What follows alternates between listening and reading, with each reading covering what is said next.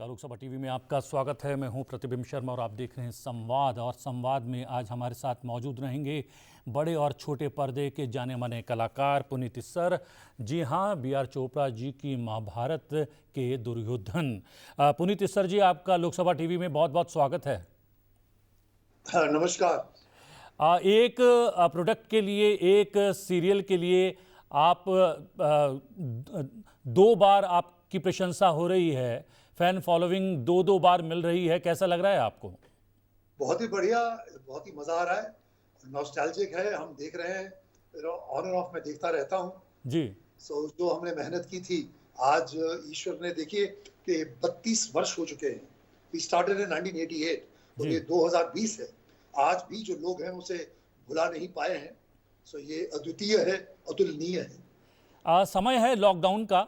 Corona virus विश्वव्यापी एक बीमारी के तौर पर फैल गया है, इसलिए लॉकडाउन जी, करना पड़ा है सरकार को। जी।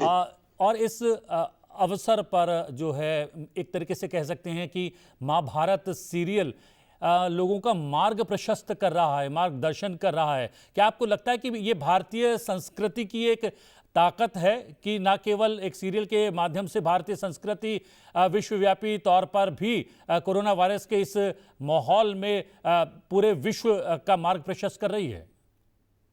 हाँ जी, देखिए क्या है, पहली बात है कि ये जो हमारे जो दो दो जो महान ग्रंथ हैं, महाभारत और रामायण, ये इतनी खूबसूरत है। बेसिकली जैसे रामायण मेरी जो मैं समझा हूँ, वो है कि रामायण हमें सिखाता है क्या करना चाहिए जी। और महाभारत सिखाता है क्या नहीं करना चाहिए। हेलो?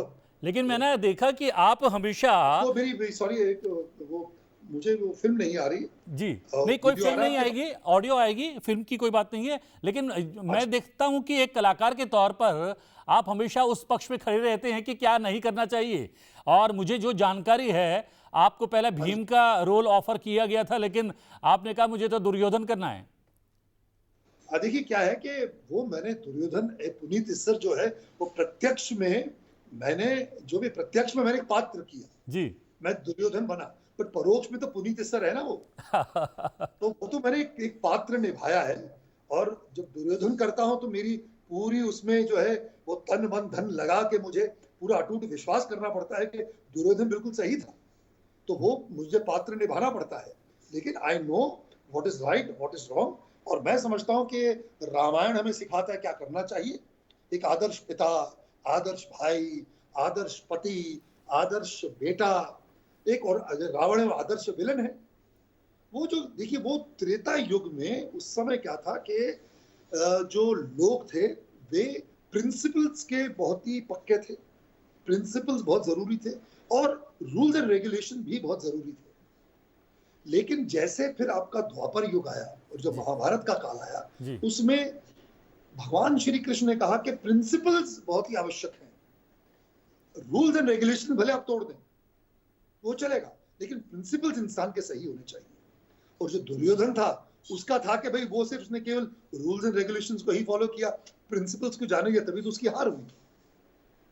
और मैं समझता हूं कि आज के इस दौर में जब ये कोविड 19 ये कोरोना फैला हुआ है, तो हमें इससे ये सीख मिलती है। देखिए मैं एक एनालॉजी है कि आज से कुछ 5000 वर्ष पहले जी ये महाभारत जो युद्ध लड़ा गया था, पांडव जो थे वे कौरव के समक्ष धर्म और सत्य की स्थापना हेतु वे आमने सामने कुरुक्षेत्र की रणभूमि पर खड़े थे।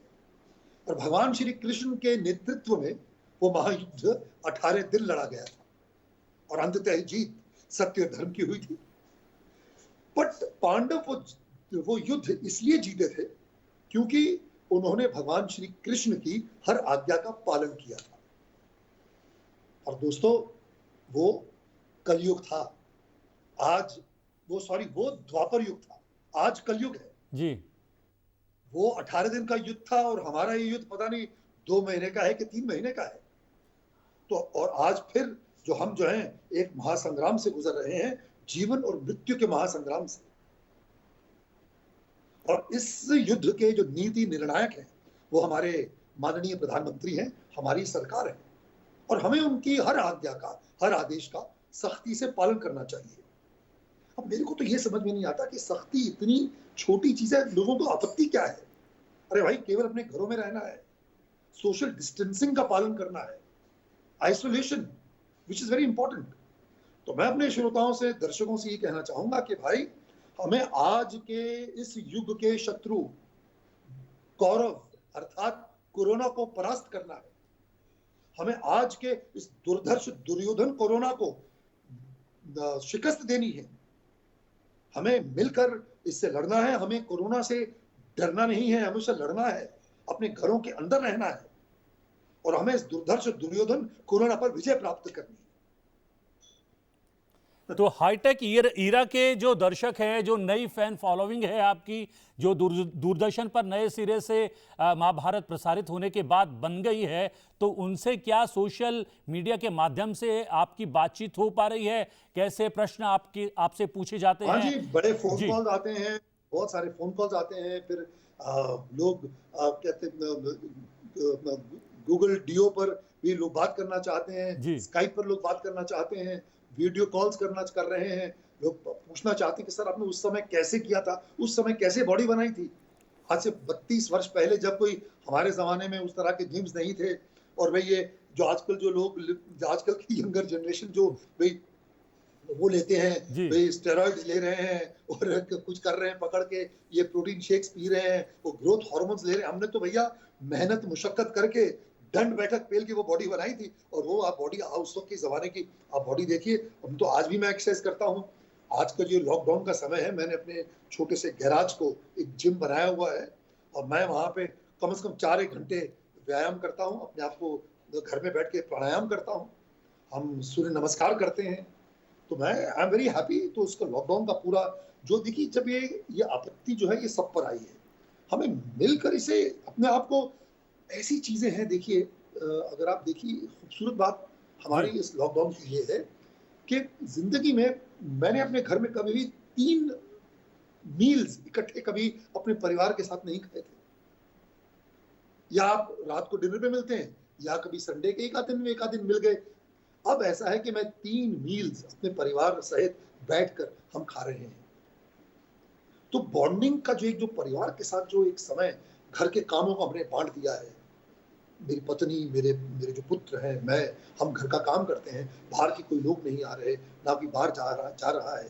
तो इससे मैं समझता हूँ कि जिस तरह कहते हैं ना कि भाई कि दुख जो है वो बांटने से कम होता है और खुशी बांटने से बढ़ती है, उसी तरह घर के कामकाज मिलजुल कर करने से भी आपकी जो फैमिली बॉन्डिंग है, जो एक परिवार का जो उनकी जो बागडोर है, वो और भी सशक्त और मजबूत होती है। समय भले ही नकारात्मक हो, लेकिन इस नकारात्मक समय में भी सकारात्मक विचार के साथ आप रह सकते हैं, और ये एक अवसर है कि आप अपने संबंधों को, अपने रिश्तों को फील कर सकते हैं, महसूस कर सकते हैं, और वो आप कर रहे हैं, और वो महसूस करने का आप संदेश भी दे रहे हैं लोगों को। जी, तो मैं ये कहना चाहूंगा कि make the most of it.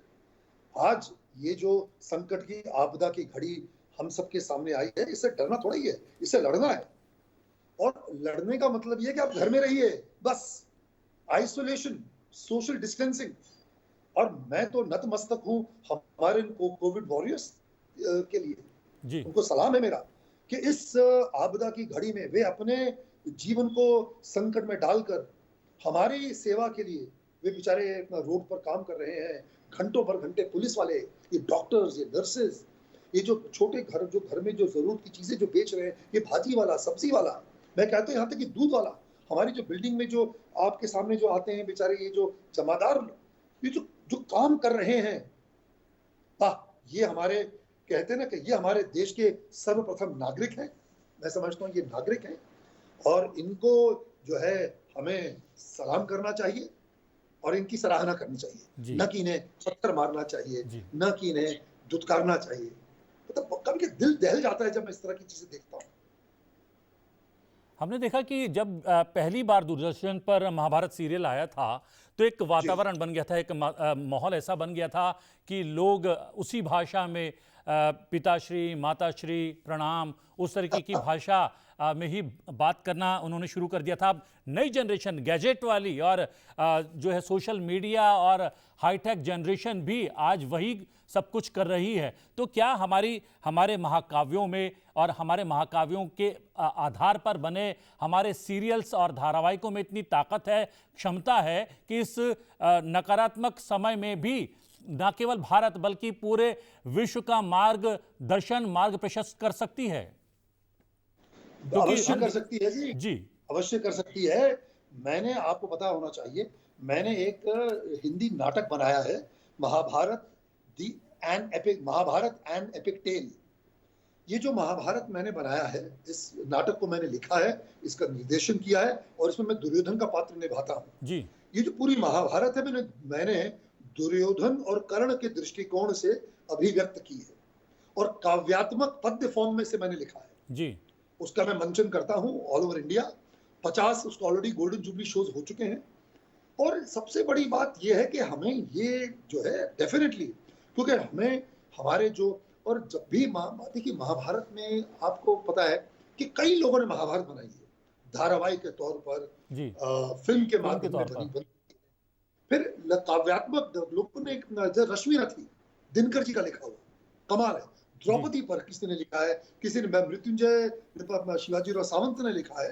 पर मेरा जो फेवरेट है, एक उरुभंगम महाकवि भास ने आज से 2000 वर्ष पहले एक बुक लिखी थी, महाकाव्य लिखा था जी। वो दुर्योधन के दृष्टिकोण से उन्होंने महाभारत अभिव्यक्त की थी और मैंने जो है वो सब पढ़ा है। और मेरा सबसे जो फेवरेट है वो है जयद्रथ वध, जो मैथिली शरण गुप्त जी का महाकाव्य है जी।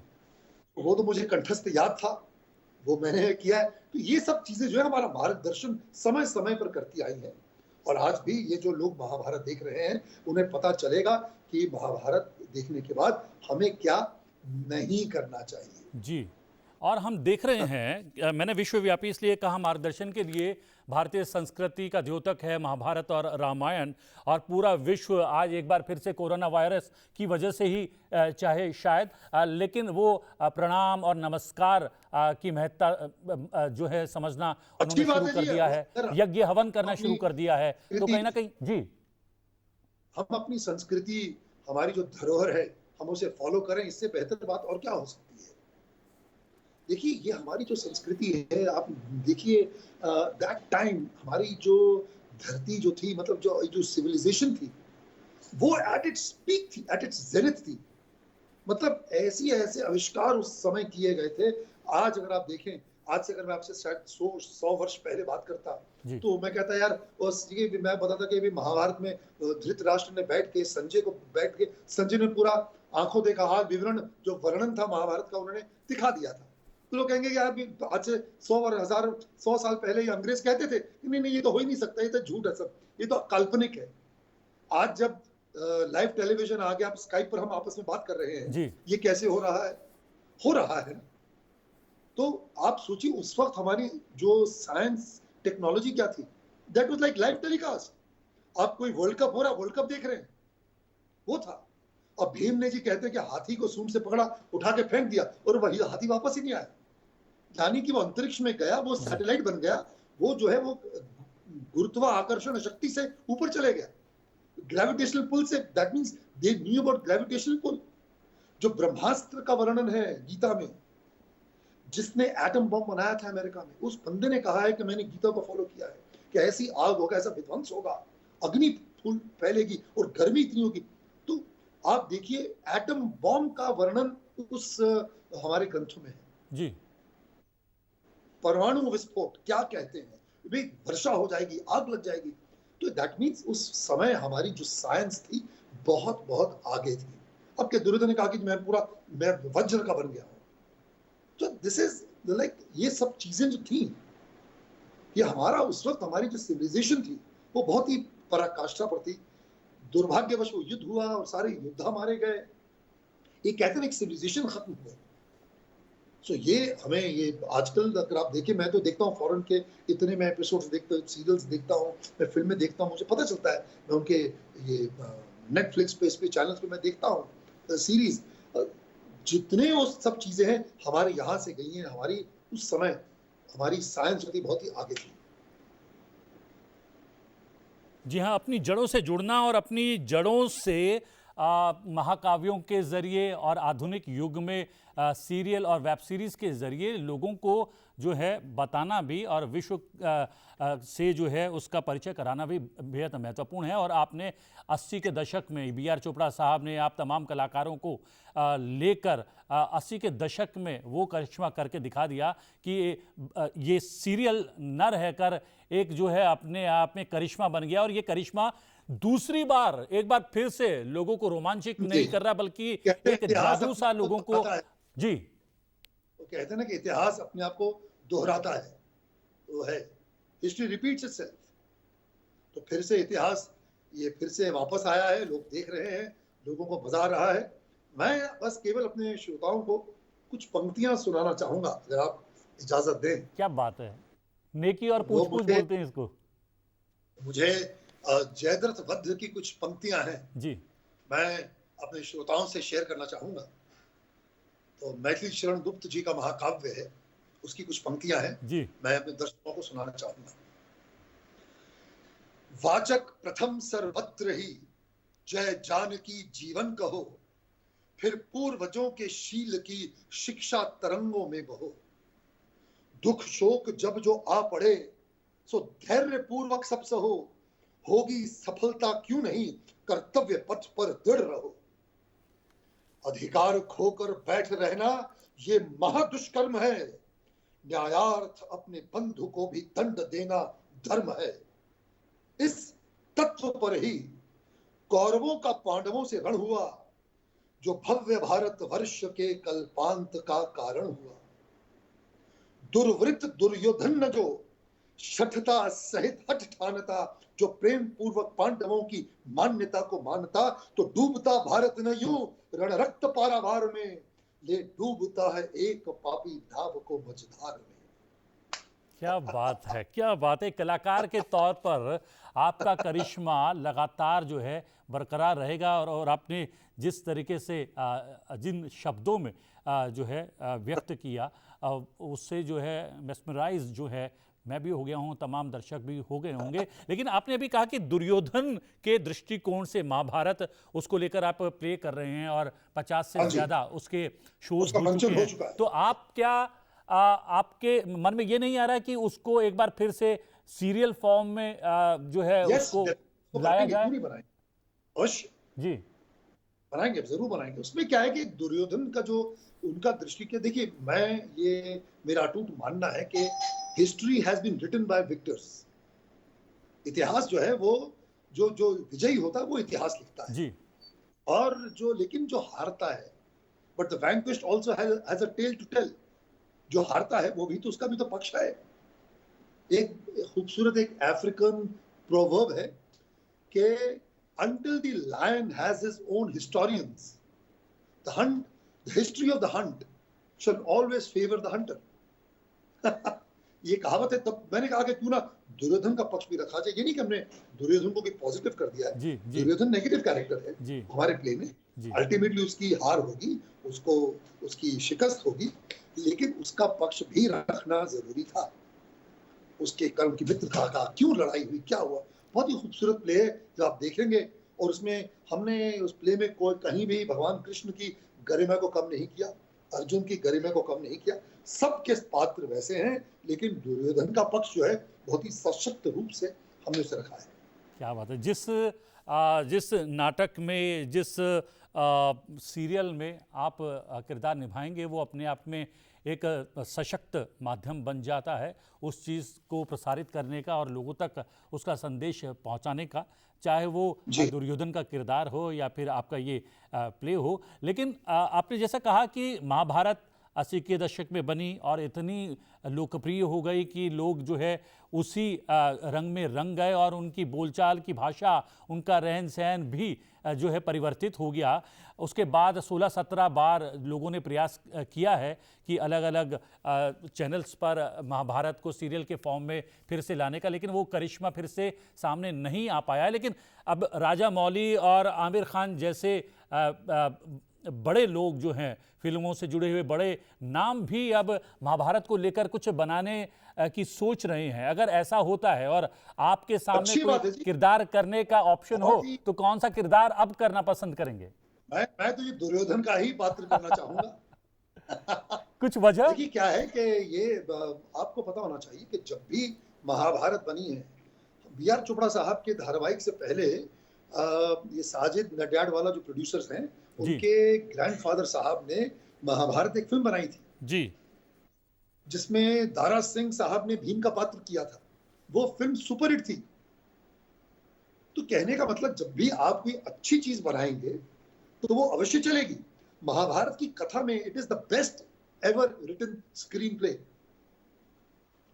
तो जब भी कोई अच्छी तरीके से, सही तरीके से महाभारत को बनाएगा, उसे सफलता अवश्य मिलेगी। राजा मौली ने जिस तरह बाहुबली बनाया है, या जिस तरह आप देखिए लोग बनाते हैं, अगर आमिर खान बनाएगा तो मैं समझता हूँ ये बहुत बड़ी बात है। हमें बनाना चाहिए।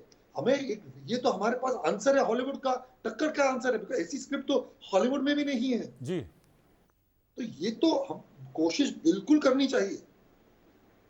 जरूर मैं खुद चाहता हूं कि मैं इस पर जो है मैं कुछ करूं काम। मैं भी, जैसे मैंने प्ले बनाया है, हमारा प्ले ऑलरेडी सुपरहिट हो गया है, काव्यात्मक ढंग से लिखा है।